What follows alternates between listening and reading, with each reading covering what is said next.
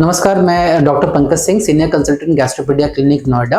आज आपसे मैं एसिड रिफ्लक्स से रिलेटेड कुछ स्पेसिफिक डाइटरी मिथ्स और एडवाइसेस के बारे में बात करूंगा। एसिड रिफ्लक्स क्या होता है? एसिड रिफ्लक्स यानी कि GERD। इसमें स्टोमक में जो एसिड बनता है वो अगर किसी कारण से स्टोमक के ऊपर इसोफेगस यानी कि फूड पाइप की तरफ जाता है तो इसे हम एसिड रिफ्लक्स या GERD कहते हैं। ये होता क्यों है?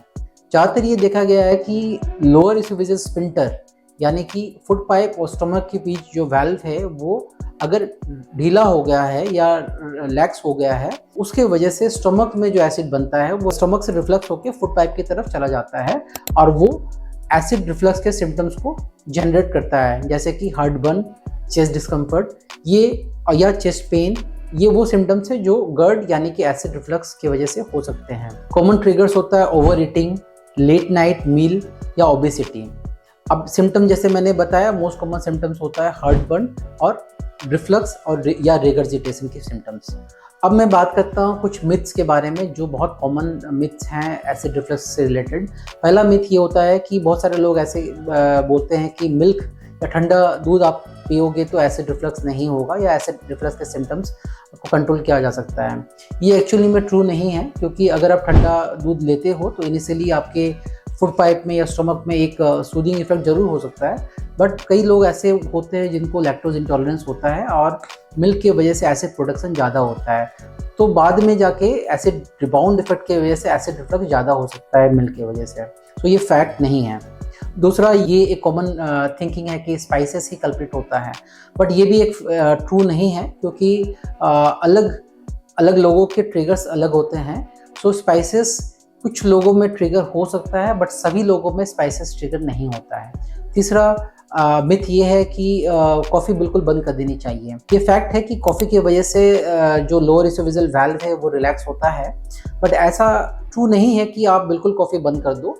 1 या 2 कप कॉफ़ी आप ले सकते हो, बट एक्सेस में आप अगर चाय या कॉफ़ी कंज्यूम कर रहे हो तो उसकी वजह से रिफ्लक्स के सिम्टम्स बढ़ सकते हैं। लास्टली, एम्प्टी स्टमक रहने से एसिड के सिम्टम्स बेटर होता है। ये ट्रू नहीं है। एम्प्टी स्टमक रहने की वजह से एसिड जब लॉन्ग गैप होता है तो एसिड बिल्डअप होता है स्टमक के अंदर, और आप जब कंज्यूम करते हो फूड, सेकेंडली आप ओवर ईटिंग करते हो। ओवर ईटिंग करने की वजह से भी एसिड रिफ्लक्स के चांसेस बढ़ जाते हैं। अब मैं कुछ स्पेसिफिकली मील पैटर्न या डाइटरी एडवाइसेस के बारे में बात करूंगा। पहला, मील पैटर्न। मील पैटर्न एसिड रिफ्लक्स वाले पेशेंट्स में स्मॉल फ्रिक्वेंट मील होना चाहिए। मील का अमाउंट स्मॉल होना चाहिए, फ्रिक्वेंटली आप खाएं और अच्छी तरह से च्यू करके खाएं। सेकेंडली, टाइमिंग जैसे हम एडवाइस करते हैं कि आपका जो डिनर है वो आपके बेड टाइम से 2 घंटा या 3 घंटा पहले हो जाना चाहिए, और आपको लेट नाइट मंचिंग या लेट नाइट ईटिंग हैबिट्स को अवॉइड करना चाहिए, जिसकी वजह से एसिड रिफ्लक्स के सिम्टम्स बहुत ज़्यादा होते हैं।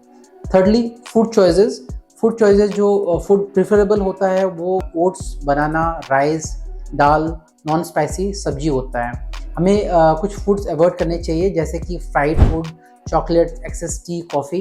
ये वो फूड है जिसे हमें प्रिफरेबली अवॉइड करना चाहिए।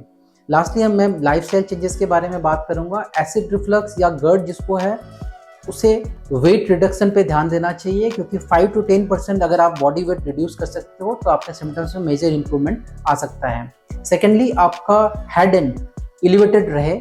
आप अगर अपने हेड एंड को 6 से 8 इंच बेड के लेवल से ऊपर रखते हो तो एसिड रिफ्लक्स के चांसेस या नाइट टाइम रिफ्लक्स के चांसेस कम हो जाते हैं। कुछ पोस्ट मील हैबिट्स हैं जो हमें फॉलो करने चाहिए, जैसे कि मैंने बताया कि आपका डिनर आपके लेटने के टाइम से 2 घंटा पहले हो जाना चाहिए, और उसके बाद आप प्रेफरेबली आप अगर थोड़ा वॉक कर लें या टहल लें तो उससे आपके एसिड रिफ्लक्स होने के चांसेस कम हो जाते हैं। लास्टली, आपको टाइट क्लोथ्स अवॉइड करना चाहिए, जिससे हमारे पेट या वेस्ट के लेवल पर प्रेशर बनता है, एसिड रिफ्लक्स होने के चांसेस बढ़ जाते हैं। टू समराइज, एसिड रिफ्लक्स एक कॉमन प्रॉब्लम है जिसमें कुछ स्पेसिफिक डाइटरी पैटर्न हमें फॉलो करना चाहिए, कुछ स्पेसिफिक फूड्स हमें अवॉइड करना चाहिए, बट ये फूड सभी लोगों के लिए स्पेसिफिक नहीं है। हर एक पेशेंट के ट्रिगर्स अलग होते हैं, तो हमें ये इंपॉर्टेंट है कि हम उस ट्रिगर को पहचानें और उस पेशेंट्स को उन्हीं ट्रिगर को अवॉइड करने के लिए एडवाइस करें।